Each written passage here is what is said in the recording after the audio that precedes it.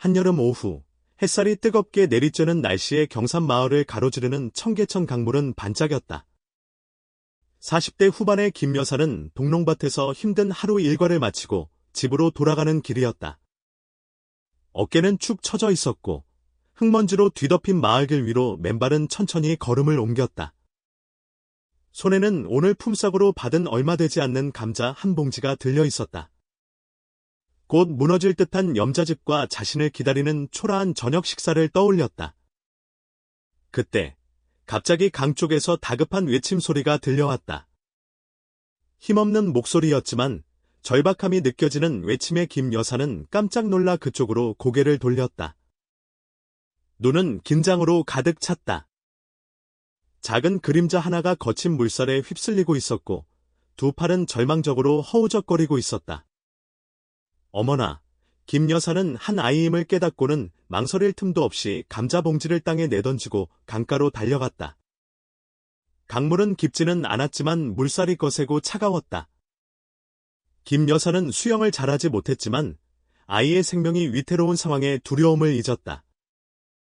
물속으로 조심스럽게 들어갔고 강한 물살이 다리를 휘감았다. 있는 힘껏 팔을 뻗어 아이의 옷을 붙잡고 자신 쪽으로 힘껏 당겼다. 한참을 버둥거린 끝에 김 여사는 마침내 아이를 무트로 끌어올렸다. 온몸이 물에 젖어 있었지만 아이가 아직 숨을 쉬고 있다는 사실에 가슴을 쓸어내렸다.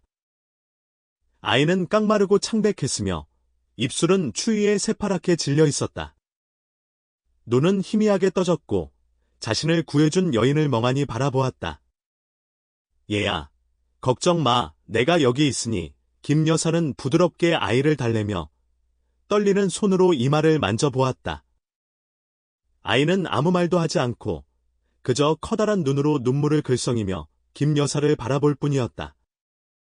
울지는 않았지만 두려움이 얼굴에 고스란히 드러났다. 김 여사는 아이를 데리고 자신의 작은 염자집으로 향했다. 마을 사람들은 그 모습을 보고 수군거렸지만 김 여사는 신경 쓰지 않았다. 김 여사, 또 일을 벌였네. 한 할머니는 한숨을 내쉬며 말했다. 자기 몸 하나 건사하기도 힘든데 어디서 온지도 모르는 애를 데려오다니. 다른 사람이 덧붙였다. 김 여사는 개의치 않고 집으로 돌아와 아이에게 유일한 담요를 덮어주고 작은 화로에 불을 지펴 행한 집을 따뜻하게 했다. 이름이 뭐? 어디서 왔어? 김 여사는 아이를 걱정스러운 눈으로 바라보며 조심스럽게 물었다. 아이는 잠시 침묵하더니 고개를 저었다. 김 여사는 아이의 불안한 눈빛을 보며 마음이 아팠다. 분명히 아이는 두려워하고 있었고 자신이 어디에 속해 있는지 몰랐다. 괜찮아. 아무것도 기억나지 않으면 여기서 나와 같이 지내자. 당분간 너를 우민이라고 부를게. 어때? 김 여사는 따뜻한 미소를 지으며 조용히 말했다. 아이는 고개를 끄덕였고 눈에는 희망의 빛이 감돌았다. 그때 김 여사는 자신의 결정이 자신과 아이의 운명을 영원히 바꿀 것이라는 것을 알지 못했다. 그날 밤, 김 여사는 자신의 얼마 안 되는 저녁 식사를 민에게 양보했다. 아이가 밥을 먹는 모습을 보면서 묘한 기쁨에 휩싸였다. 아무리 힘들어도 이 아이를 꼭 키워내고 말 거야. 이 아이는 분명 이 세상에 큰일을 할 수 있을 거야라고 자신에게 속삭였다. 그렇게 김 여사와 이름 모를 아이 민의 깊은 인연이 시작되었다. 민을 구한 후 며칠 동안 김 여사의 삶은 더욱 힘들어졌다. 두 사람을 먹여 살리기 위해 더 많은 일을 해야 했다. 가난했지만 민을 굶기지 않았다. 김 여사에게 민은 우연히 구한 아이가 아니라 가족이자 희망이었고 고난으로 가득 찬 삶에서 유일한 의지였다. 매일 아침 김 여사는 해가 뜨기도 전에 일어나 품삯을 받기 위해 밭으로 향했다. 별을 베고 채소를 캐고 때로는 장에서 빗자루질을 하며 돈을 벌었다. 낮에는 민이 집에서 뛰어놀았고 김 여사는 온종일 일했다. 저녁이 되어서야 몸이 파김치가 된 채로 돌아왔지만 아이를 보면 언제나 웃으려고 노력했다. 미나, 오늘 마른 생선 좀 가져왔다. 내일 맛있는 밥 해줄게. 김 여사는 거친 손으로 아이의 머리를 쓰다듬으며 말했다. 아이는 고개를 끄덕였다. 아직 어렸지만 김 여사가 자신을 위해 얼마나 희생하는지 알고 있었다. 집 청소나 물 깃기, 장작 모으기 등 할 수 있는 일들을 도왔다. 마을 사람들은 김 여사의 결정에 대해 끊임없이 이야기했다. 동정하는 사람도 있었지만 대부분 비난했다. 자기 집도 가난하면서 어디서 굴러온지도 모르는 애를 데려오다니, 이웃집 아줌마는 냉소적으로 말했다. 늙어서 외로우니 애를 데려다가 친구 삼으려는 거겠지. 다른 사람이 덧붙였다. 김 여사는 그 모든 말들을 들었지만 개의치 않았다. 누군가 왜 민을 입양했냐고 물으면 불쌍한 아이예요. 아무도 안 구해주면 죽을 수도 있었어요. 이제 그 아이는 내 가족이에요. 우라고 말할 뿐이었다. 다른 사람들의 비난은 김 여사를 흔들지 못했지만 때때로 민을 슬프게 했다. 한 번은 민이 김 여사에게 할머니, 왜 사람들이 저를 싫어해요? 라고 물었다. 김 여사는 민을 품에 안고 부드럽게 대답했다. 사람들 말에 신경 쓰지 마라. 너는 좋은 아이이고 할머니는 다 안다. 그들은 너를 키우지 않으니까 함부로 판단할 권리가 없다. 민이 학교에 갈 나이가 되었을 때 김 여사는 힘든 것을 알면서도 민을 꼭 학교에 보내기로 마음먹었다. 매년 개학 때마다 김 여사는 자신의 식사를 줄여가면서 돈을 모았고 민에게 책과 옷을 사주었다. 어떤 날에는 민이 집으로 돌아와 동네 사람들의 일을 도와본 몇 푼의 돈을 김 여사에게 건네주었다. 김 여사는 그 모습을 보고 눈물을 글썽였다. 착한 우리 미나, 그런 거 안 해도 된다. 너는 공부만 열심히 해서 나중에 할머니처럼 힘들게 살지 않아야지. 민은 고개를 끄덕이며 할머니의 은혜를 꼭 갚겠다고 다짐했다. 학교에서 민은 누구보다 열심히 공부했고 언제나 반에서 1등을 했다. 가끔 친구들이 가난한 환경을 놀려도 포기하지 않았다. 한 번은 민이 새 옷을 입고 싶다고 했고 김 여사는 일주일 내내 더 열심히 일했고 장터에서 쓰러질 정도가 되어서야 민에게 옷을 사줄 돈을 마련할 수 있었다. 옷을 선물로 받았을 때 민은 감격에 겨워 울면서 김 여사를 안았다. 할머니, 나중에 꼭 돈 많이 벌어서 할머니 고생 안 시킬게요. 김 여사는 미소를 지으며 아이의 머리를 쓰다듬었다. 내가 잘 사는 것만으로도 할머니는 충분히 행복하다. 시간이 흐르면서 민은 점점 성장했다. 똑똑하고 민첩했을 뿐만 아니라 어른스러웠다. 언제나 가난에서 벗어나 낡은 염자집에서 김 여사를 꺼내주기를 꿈꿨다. 언젠가 할머니는 힘든 일 안 하셔도 돼요. 할머니는 멋진 집에서 사시고 겨울에도 절대 춥지 않게 해드릴 거예요. 어느 날 저녁, 민은 김 여사에게 그렇게 말했다. 그렇게 되면 좋지. 김 여사는 미소 지었지만 마음속으로는 많은 것을 기대하지 않았다. 김 여사에게는 민이 잘 자라주는 것만으로도 충분히 행복했다. 힘든 세월은 계속 흘렀고 김 여사의 어깨에는 주름이 늘어났고 민의 눈에는 강한 의지가 새겨졌다. 두 사람은 인생의 고난에 맞서 싸우며 더 나은 미래에 대한 희망을 키웠다. 민이 18살이 되었을 때 서울의 명문 대학교에서 전액 장학금을 받게 되었다. 이 기쁜 소식은 마을 전체를 떠들썩하게 만들었고 그 누구보다 김 여사가 가장 기뻐했다. 민을 바라보며 눈에는 자랑스러움이 가득했다. 민아, 드디어 내 꿈을 이루었구나. 더 바랄 게 없다. 김 여사는 떨리는 목소리로 말했다. 하지만 기쁨과 동시에 걱정이 밀려왔다. 서울은 화려한 조명이 있는 곳이고 고향 마을에서 멀리 떨어진 곳이다. 기회이기도 했지만 동시에 도전이기도 했다.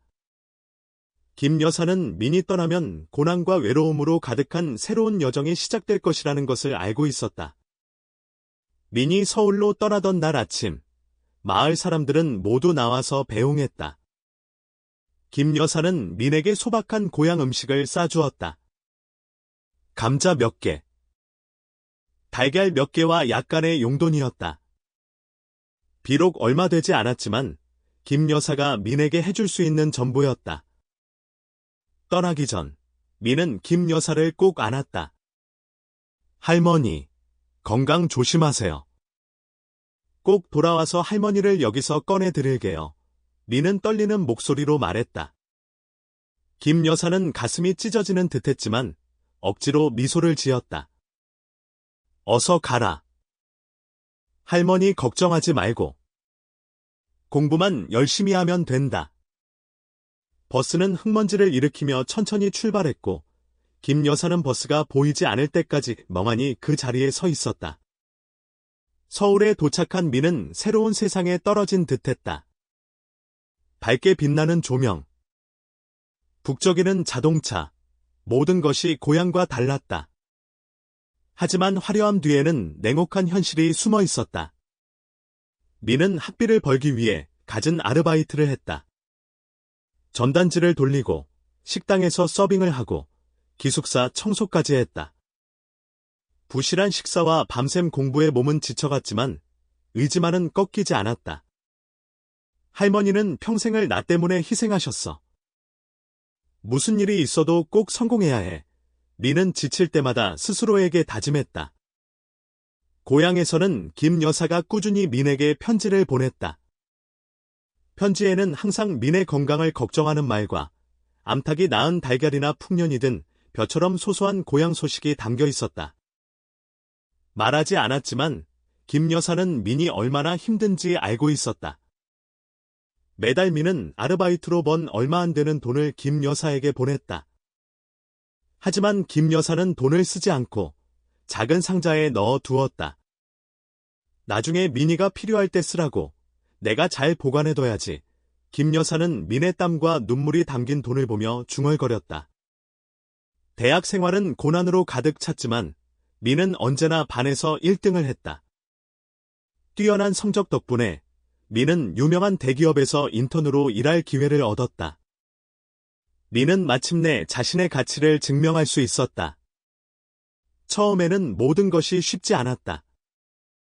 치열한 경쟁에 시달려야 했지만 뛰어난 지능과 끈기 덕분에 회사에서 자리를 잡을 수 있었다. 몇 년 후, 민은 회사를 나와 창업을 하기로 결심했다. 창업 초기에 민은 많은 실패를 겪었다.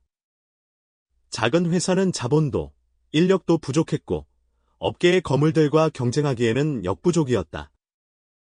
하지만 포기하지 않았다. 민은 매일 18시간씩 일하며 끊임없이 새로운 아이디어를 떠올리고 제품을 시장에 출시했다. 그러던 어느 날 기회가 찾아왔다.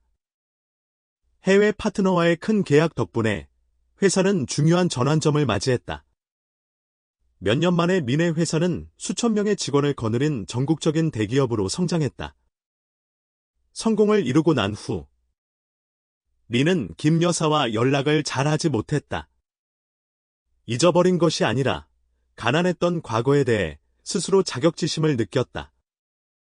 촌스러운 할머니를 언급하면 사업에 영향을 줄까봐 두려웠다. 김 여사는 여전히 낡은 염자집에서 살고 있었다. 민에 대한 기억은 집 구석구석에 남아 있었다.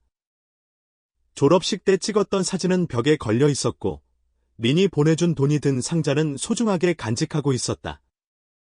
매일 시장에 나가서 소박한 식사를 준비하고 뒷마당 작은 텃밭을 가꾸었다. 허리는 더 굽었고 발걸음은 더 무거워졌지만 민이 언젠가 돌아올 것이라는 희망으로 가득했다.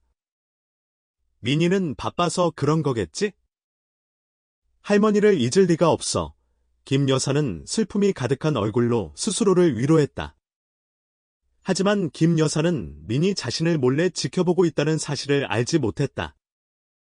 민은 언젠가 적절한 때가 오면 할머니에게 꼭 보답하겠다고 생각했다. 그렇게 김 여사와 민의 인생은 큰 변화를 맞이했다. 희생, 사랑, 그리고 감사함이 그 어느 때보다 혹독하게 시험받는 시기였다. 시간이 빠르게 흘렀다. 가난한 시골 소년이었던 민은 이제 거대한 기술회사의 수의자 창업자가 되었다. 그의 이름은 잡지와 방송에 실렸고 성공의 본보기로 여겨졌다. 하지만 화려함 뒤에는 가난했던 과거, 한 여인이 키운 구와 소년이었다는 사실을 숨기고 있었다. 민은 호화로운 저택에서 살고 값비싼 차를 소유하고 큰 행사에서 자주 모습을 드러냈다. 직원부터 파트너까지 모든 사람은 민의 능력과 카리스마를 칭찬했다. 민은 점점 고급스러운 세상에 익숙해졌고 가난한 출신 이야기는 매력적이지 않다고 여겼다. 마음속으로 민은 내가 가난한 시골 여자가 키운 아이였다는 사실을 누가 받아들일 수 있을까? 라고 생각했다. 자격지심 때문에 민은 김 여사에게 점점 멀어져 갔다. 연락은 줄어들었고 김 여사가 보낸 편지는 바쁘다는 핑계로 그냥 지나쳤다. 고향에서 김 여사는 민에 대한 기억이 가득한 염자집에서 살고 있었다. 낡은 염자집은 민의 기억으로 가득했다. 졸업사진은 색이 발해 있었고 민이 보내준 돈이 든 상자는 여전히 굳게 닫혀 있었다. 매일 김 여사는 장에 가서 소박한 식사를 준비하고 뒷마당에서 채소를 가꿨다. 허리는 점점 더 굽었고 걸음걸이는 더욱 무거워졌지만 민이 언젠가 돌아올 것이라는 믿음은 여전했다. 민이가 너무 바빠서 그런 거겠지? 할머니를 잊은 건 아니겠지? 김 여사는 속으로 생각하며 힘든 마음을 억눌렀다. 하지만 민도 멀리서 김 여사를 그리워하고 있었다. 적절한 시기가 오면 꼭 돌아가서 모든 것을 보답할 것이라고 다짐했다. 그렇게 김 여사와 민의 삶은 격동의 시기로 접어들었고 희생과 사랑, 그리고 감사함이 그 어느 때보다 큰 시험대에 올랐다. 운명의 날이 다가왔다. 과거와 현재가 마주하고 숨겨진 진실이 드러날 순간이었다. 민 회사의 기념식과 새로운 프로젝트 발표회가 열렸다. 민은 환한 조명과 끊임없는 박수갈채 속에서 중심에 서 있었다. 하지만 마음 한구석에는 뭔가 부족한 느낌이 있었다. 기념식이 진행되는 동안 행사장의 바깥에는 김 여사가 오래된 천 가방을 든 채 서 있었다. 오늘은 자신의 존재가 모든 것을 바꿀 것이라는 사실을 전혀 알지 못했다. 이전에 김 여사를 보았던 한 경비원은 또 오셨네요. 할머니. 제가 말씀드렸죠. 초대장이 없으면 들어갈 수 없다고요 라고 말했다. 나는 그냥 민희를 만나고 싶을 뿐이다. 민희가 어떻게 지내는지 알고 싶어서 그래. 김 여사는 떨리는 목소리로 간청했다. 그 말다툼은 참석자들의 시선을 끌었다. 어떤 여자는 비웃으며 저런 시골 할머니가 어떻게 민 사장님을 만나겠어? 웃기지도 않아. 오라고 말했다. 수군거리는 소리가 커지자 김 여사는 부끄러워하며 가방을 더 꽉 쥐었다. 하지만 포기하지 않고 그 자리에 서 있었다. 행사장에서 소란을 느낀 민은 무슨 일이 일어났는지 알아보려고 밖으로 나갔다. 그리고 그곳에서 김 여사를 만났다. 민은 가슴이 철렁 내려앉았다. 늙고 초라한 모습으로 사람들의 비웃음을 받고 있는 김 여사의 모습에 눈을 뗄 수 없었다. 두 사람은 깜짝 놀랐다. 김 여사는 잘 자라서 성공한 아들을 보았다. 고급스러운 옷을 입고 냉정한 눈빛을 하고 있었다.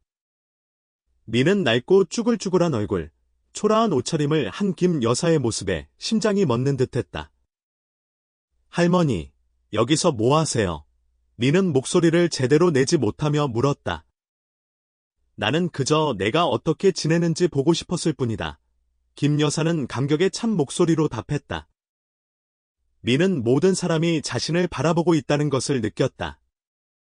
그 상황에서 김 여사를 데리고 가서 사람들의 시선을 피하고 싶었지만 그럴 수 없었다. 그때 군중 속에서 누군가 저 할머니는 민 사장님하고 무슨 관계예요? 촌스럽게 생겼는데 애라고 말했다. 그 말에 모든 시선이 민에게 향했다. 민은 숨을 크게 쉬고 눈은 붉게 충혈되었다. 더 이상 피할 수 없다는 것을 깨달았다. 저분은 제 어머니입니다. 민은 떨리는 목소리로 힘주어 말했다. 제가 죽을 뻔했을 때 저를 구해주신 분입니다. 가진 것 하나 없으면서도 저를 키워주시고 사랑으로 보살펴주신 분입니다. 행사장 안은 조용해졌다. 비웃음은 사라지고 놀라움만이 남았다. 민아. 김 여사는 말을 잇지 못하며 눈물을 흘렸다. 너는 그렇게 말할 필요 없는데? 나는 그저 누구라도 했을 일을 했을 뿐이야.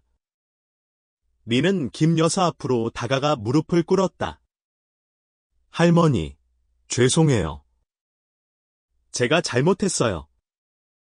제가 할머니를 모른 척하고 고생하신 세월을 외면했어요. 하지만 할머니가 저에게 해주신 일을 잊지 않아요. 김 여사는 감동하여 민을 안았다. 나는 내가 잘 사는 것만으로도 충분하다. 미안해할 필요 없어. 부유한 남자가 시골 할머니 앞에서 고개를 숙이는 모습에 참석자들은 모두 감동했다. 김 여사를 조롱했던 사람들은 자신의 행동에 대해 부끄러움을 느꼈다. 기념식이 끝난 후 민은 김 여사를 저택으로 모시고 갔다. 잘못을 바로잡고 할머니를 위해 모든 것을 해드리기로 마음먹었다. 하지만 김 여사는 화려한 것들을 거절했다. 내가 나를 잊지 않은 것만으로도 충분하다. 여기서 혼자 살게 하지 마라. 나는 지금처럼 소박하게 사는 게 익숙해. 민은 고개를 끄덕이고 할머니와 함께 시간을 보내며 지난 세월을 보상하겠다고 약속했다. 과거를 숨기지 않고 오히려 자랑스럽게 사람들에게 이야기했다. 민은 가난했던 과거가 지금의 자신을 만들었다는 것을 깨달았다. 민과 김 여사의 이야기는 빠르게 퍼져나가 감사와 모성애의 감동적인 이야기로 알려졌다. 민에게 이것은 죄를 갚는 것뿐만 아니라 인생에서 가족 관계의 가치를 확인하는 방법이었다. 그 후로 매일 민은 김 여사와 함께 시간을 보냈고 함께 차를 마시고 이야기를 나누고 때로는 마당일을 도왔다. 옛 기억들이 되살아나면서 두 사람 사이의 거리는 완전히 사라졌다.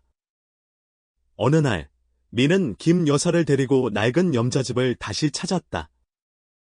집은 많이 망가져 있었지만 김 여사의 미소는 여전했다. 네가 자란 곳이야. 모든 추억이 여기 있지. 가난했지만 후회하지 않는다. 민은 가슴이 아팠다. 할머니가 자신을 키우기 위해 고생한 날들이 떠올랐다. 고개를 숙인 채 할머니, 그동안 잊고 지내서 죄송해요. 하지만 이제 할머니를 힘들게 하지 않겠어요. 오라고 말했다. 민은 집을 보존하고 동시에 마을에 작은 학교를 지어 가난한 아이들에게 교육의 기회를 주기로 했다. 김 여사의 꿈을 이뤄주고 싶었다. 민은 의료진을 고용하여 김 여사의 건강을 돌보게 했다. 김 여사는 나는 건강한데 왜 이렇게 해야 하니? 라며 반대했다. 어머니, 이것은 어머니가 저를 키워주신 것처럼 제가 어머니를 보살펴드리는 방법입니다. 민은 단호한 눈빛으로 말했다. 매일 밤, 민은 할머니에게 직접 죽을 가져다주고 할머니의 굽은 어깨를 주무르며 거칠어진 손을 어루만졌다. 때때로 할머니의 굽은 어깨와 주름진 손을 보며 눈물을 흘렸다. 어머니는 저를 위해 모든 것을 다 하셨어. 이제는 제가 어머니를 위해 그럴 차례야.